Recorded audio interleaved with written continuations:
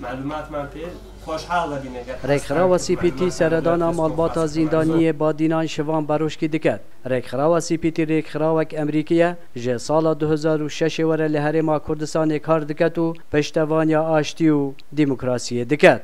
Sorry, 5 Barinan prisoners, Shivan Saeed, Hariwan Isa, Guhdar Zabari, Sherwan Sherwani. ما سردان هر پنج زندانیان شوان سعید، هاریوان عیسی، گهدار زیباری و شروان شروانی کرد. او پرسیار انجام انزلال ین دادگه دیکن. هیویدارین تشتک به گوهرتن، مالبات وان چاورینه. هر وصا امجی چاورینه. هیویدارین دادگه دادوریه پیگ بینه.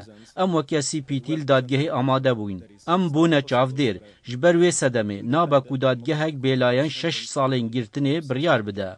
یا کنها ام دبینین ام هیجی نزانن تشتک چه بویه کو بریارک راز در کتبه یانجی بریارک جدا دم هاتیه کو هر کس بیجه نجبو به عدالتیه پیوسته بهته گوهرتن جبر کو نه لایقه دادگه بریاره گرتنا 5 کسان بو 6 سالن زندانه بده کو ان تشتک نکریه نهج بو سراسکرینه هویدارین کو خلک کردستان عراقی و جواکا ناونه توی قنصلخانه و حکومت بیجن اف چه نابه اگر کو کردستان ولاته دموکراتیه دوی هر 5 گرتی بهن آزاد کرن نه بس او بلکی چندین کسندی کو نه گرتینه مالباتا شوان بروشکی داخواز آزاد کرناوی دکن و بانگی تفرق خراون مروواتی دکن کار لسر کیس شوانی و زندانیان دی بیتا کرن جبو آزاد کرنه سپاس یوان تیم که هاتین عدی سردان مکیدی و داخواز شمیل خدا و یو این و منظمات هم یا تیم که همی بین سرخط وی کسی یعنی بشوف و جن اول ظلم که یعنی اشتغالی هاتیه کن اف کسا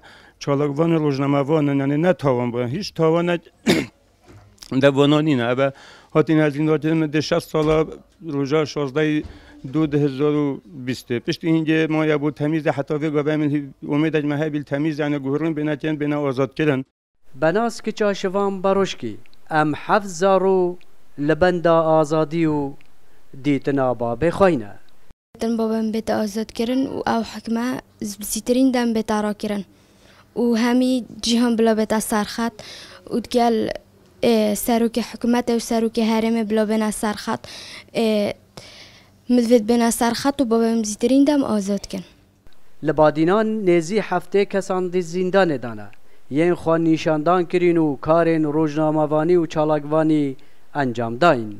سلام بالایی دنگ امریکا دهک